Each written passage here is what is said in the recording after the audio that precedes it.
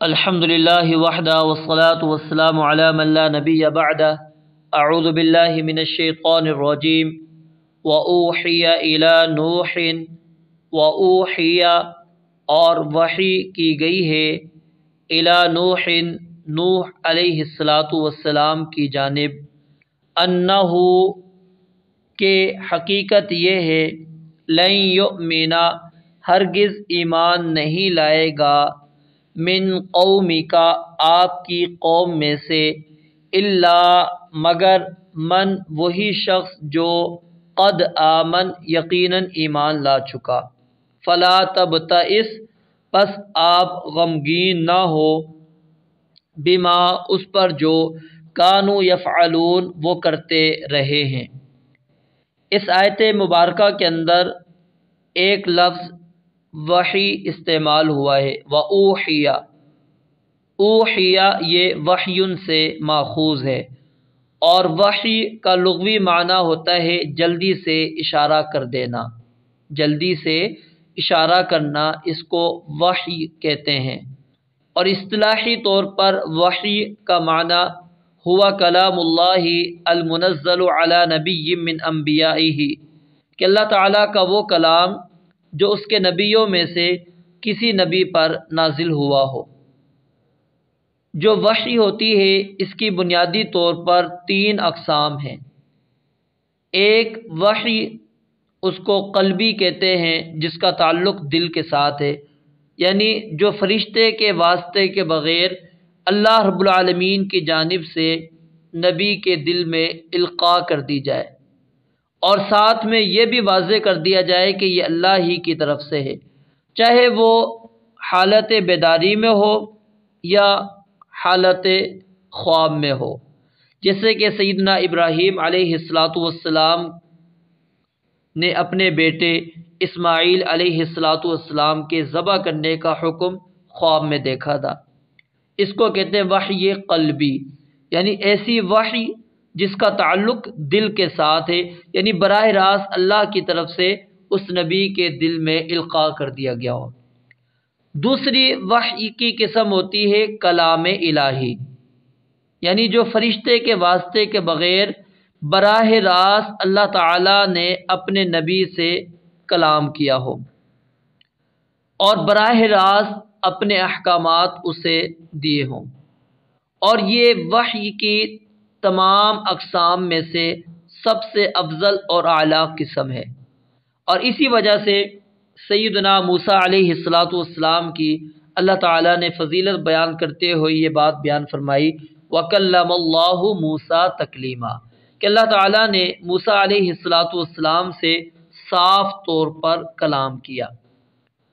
اور تیسری وحی اس کا تعلق فرشتے کے ذریعے سے، یعنی اللہ تعالیٰ کسی بھی نبی پر اپنے احکامات فرشتے کے ذریعے سے بھیجے، اور جب فرشتہ اللہ کے نبی پر پیغام لے کر آتا ہے اس کی کبھی صورت یہ ہوتی ہے کہ فرشتہ وہ اپنی اصل شکل میں آتا ہے اور کبھی وہ کسی انسانی شکل کے اندر آتا ہے، اور بعض اوقات صرف فرشتے کی کیا ہے آواز سنائی دیتی ہے، شکل نظر نہیں آتی۔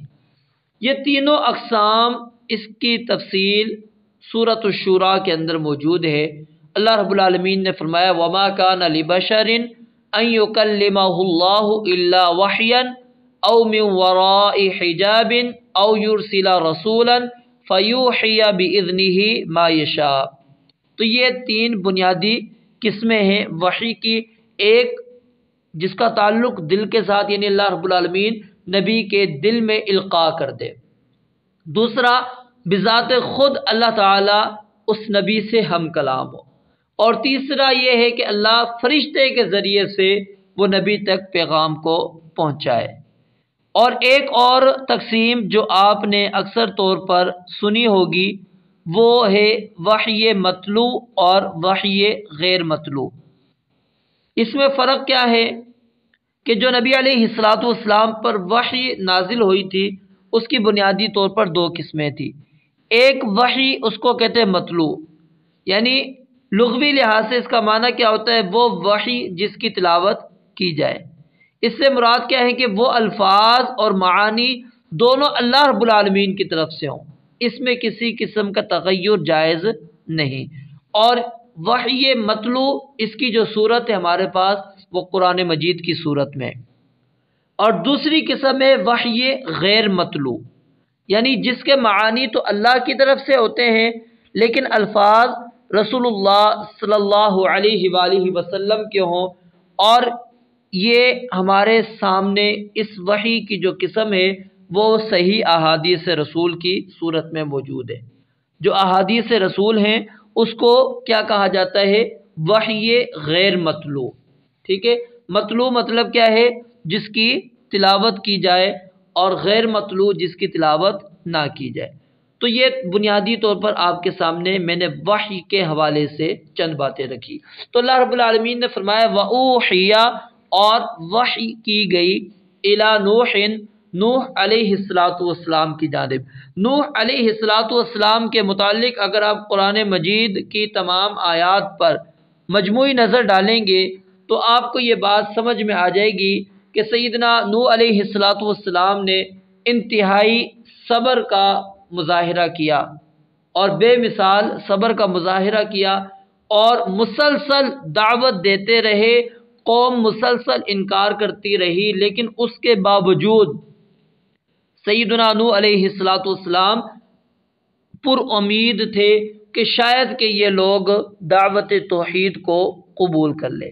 لیکن جب اللہ رب العالمین نے وحی کے ذریعے سے اطلاع دے دی کہ آئندہ آپ کی قوم میں سے کوئی بھی ایمان لانے والا نہیں ہے، تو پھر انہوں نے ان کے اوپر عذاب کی بد دعا کی، جس کا تذکرہ سورہ قمر کے اندر بھی موجود ہے۔ فدعا ربہ انی مغلوب فانتصر، کہ انہوں نے اپنے رب سے دعا کی کہ میں مغلوب ہو چکا ہوں، فانتصر، اے اللہ اب تو میری کیا ہے؟ بدلہ میرا لے۔ اور اسی طرح سورہ نوح کے اندر موجود ہے رب لا تذر علی الارض من الکافرین دیارا، کہ اللہ اب اس زمین پر کافروں میں سے کوئی رہنے والا نہ چھوڑ، کوئی بھی زمین پہ رہنے والا کافر موجود نہ ہو، سب کو تو تباہ کر دے۔ اور اس سے آخر تک آپ چلے جائیں، انک انتظرہم یضلوا عبادک ولا انک انتظرہم یضلوا عبادک ولا یلدوا الا فاجرا کفارا، وہ فاجر اور کافر ہی پیدا کریں گے اور کچھ نہیں۔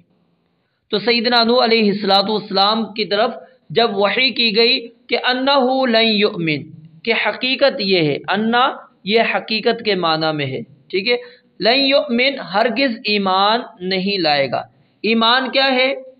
تسلیم کرنا، ماننا، اور ایمان کے اندر بنیادی طور پر تین چیزیں ہوتی ہیں: زبان سے اقرار کرنا، دل سے تصدیق کرنا، اور اس کے مطابق عمل کرنا۔ اور ایمانیات کیا ہے؟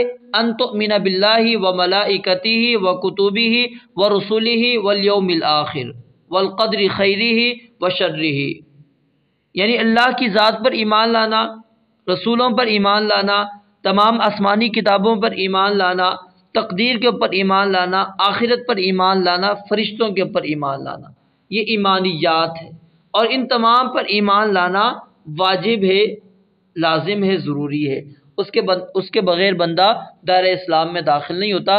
صرف اقرار کافی نہیں ہوتا، اقرار کے بعد دل اس کی تصدیق کرتا ہو، دل کی تصدیق کے بعد اس کا عمل بھی موجود ہو۔ تو اللہ رب العالمین نے فرمایا لن یؤمن من قومک، ہرگز ایمان نہیں لائیں گے آپ کی قوم میں سے، آپ کی قوم میں سے، الا من قد آمن، سوائے ان کے جو پہلے ایمان لا چکے ہیں۔ یعنی یہاں سے ایک بات یہ ثابت ہو رہی ہے کہ جو مومن ہیں ان کا ایمان جامد نہیں ہے، ایمان بڑھے گا۔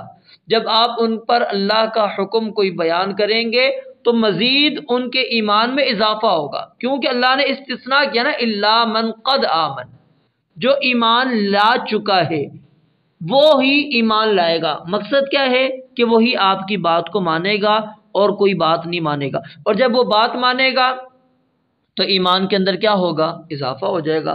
تو ایمان ایک جامد چیز نہیں ہوتی، ایمان کے اندر کمی بیشی ہوتی رہتی ہے۔ نیکیاں کرتا ہے انسان، ایمان میں اضافہ ہوتا ہے، انسان برائیاں کرتا ہے، ایمان کے اندر کمی ہو جاتی ہے۔